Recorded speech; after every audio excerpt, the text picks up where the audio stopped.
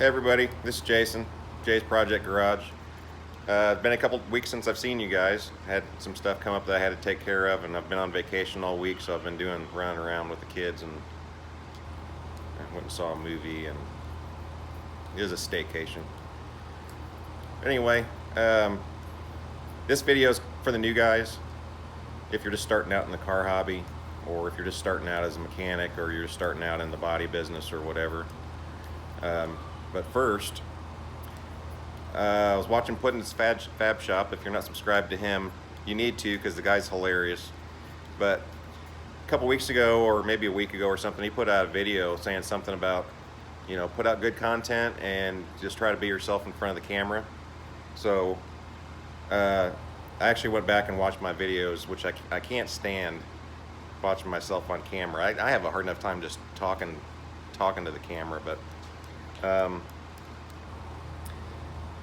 I realize that I'm not being myself. I'm being like a freaking robot, and it doesn't even really sound like me. So what I'm going to work on from here on out is just trying to be myself in front of the camera, and try to joke around. I mean, it's hard to do when my buddies aren't here. So I don't know. You guys haven't even seen the funny side of me yet. I swear there is one, but I'll work on it. I don't know. So anyway, I don't know. It's been a week or so ago. I was reading through Bookface, cruising along, and some guy was asking questions about wanting to build a 500 horsepower 302, and it doesn't matter if it's on Facebook or if it's on a forum or whatever. Well, here's an example. So 3 or 4 years ago, a buddy of mine comes to me and said, "Hey, I want a new engine for my '89 Mustang LX." Okay, so I really want to build a stroker. It's like, okay, so you want a 331, 347? So I think I want a 347. All right. And he said I want to make as much power as I can. It's like, okay, well, what's your budget? So he told me what it was, and I said, well, you're not building that for the money you got. So I said, you're only wanting to make 400 horsepower. That's not that big of a deal. So I built a 306 short block. It was a hyper eutectic pistons. I think it had eagle rods in it, stock crank. It was a triple X roller block. Put a set of AFR 185s. I'm from the camp of a little more cylinder head, a little less camshaft, and the thing 100% streetable. I mean, you can run it on just about anything. It's only 9.5 to 1. You can jump in it and you can drive it anywhere you want to go. It doesn't have some monster camshaft in it. It's a Trick Flow Stage 1. It's got a Holley System X2 on it, 24-pound injectors, 70mm throttle body. It's got a 75mm mass air for the 24-pound injectors. It is absolutely nothing trick. It's all straight off the shelf stuff. I didn't do anything crazy with porting or anything.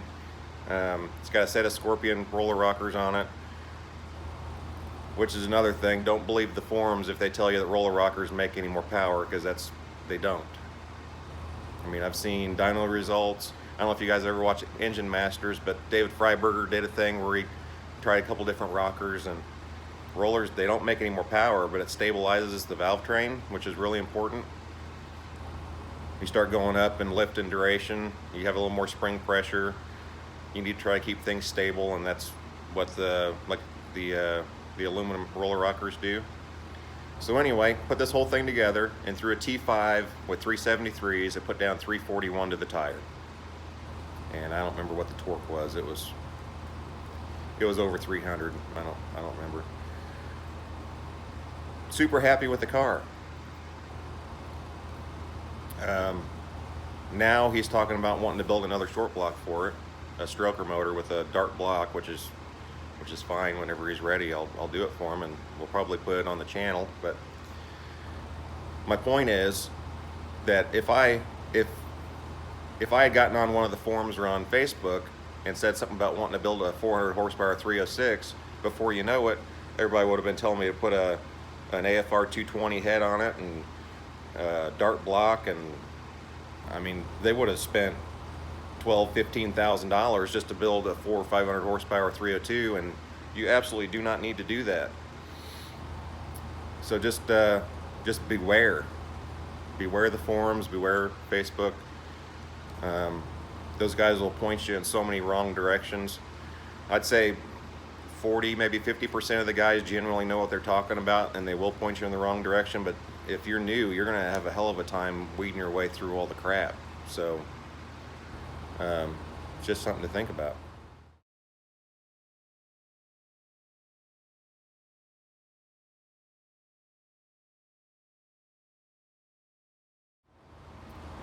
So something else, I'm I'm pro-American.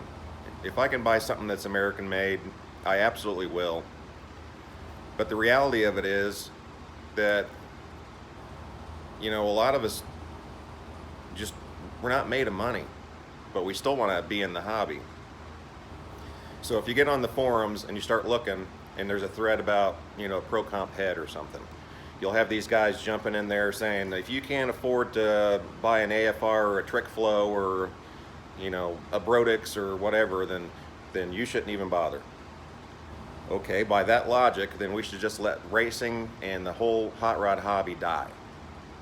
Because about 90% of the guys out there are scraping by, nickel and diamond, just trying to put a car together so they can go have fun with it. They want to go drag racing, they want a street strip car, they want to go oval track racing, they want to, whatever. They don't have a $100,000 budget.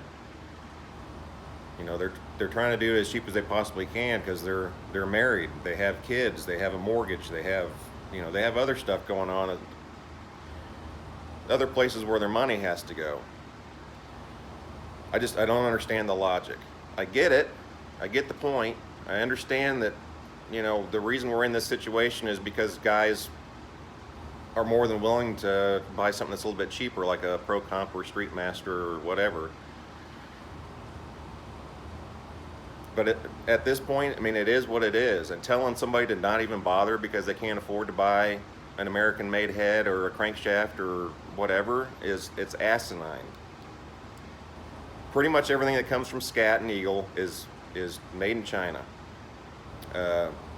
AFR's got a new budget head out, cast in China. It's machined here, it's got American-made parts in it, but it's cast in China. Jegs brand stuff, Summit brand stuff, it's all Chinese. I don't get it. I don't understand why you belittle somebody like that and tell them to not even bother if they can't afford to buy the most expensive stuff. I'm not going to go buy a freaking Callie's crankshaft when I'm only wanting to make 500 horsepower, and if I can save $300 and put an Eagle or a Scat or something in it, then that's exactly what I'm going to do, because I'm not going to just sit around and watch everybody else have fun because I don't make as much money as everybody else does. It doesn't make any sense. So I guess my point is that you may not like it. I don't like it, but it is what it is, you may not like it, but the budget stuff has actually made the hobby grow. It's made it accessible to more guys. If they're going to figure it out, they're going to go buy a Pro Comp, MSD knockoff box, and it's going to fail in 1,000 miles, or they're going to go buy a cheapo Chinese fuel pump and it's going to fail. But maybe it won't. Maybe it'll hold up. But they're out there. They're doing it. They're having fun. They're hanging out with their buddies. They're keeping the hobby alive, whether you like it or not. That's the truth. And I honestly think that it's helped the hobby grow. Think about what's happened with turbochargers. If it hadn't been for the little cheapy eBay GT45 turbo, we would not be where we are right now. And that's the truth of it.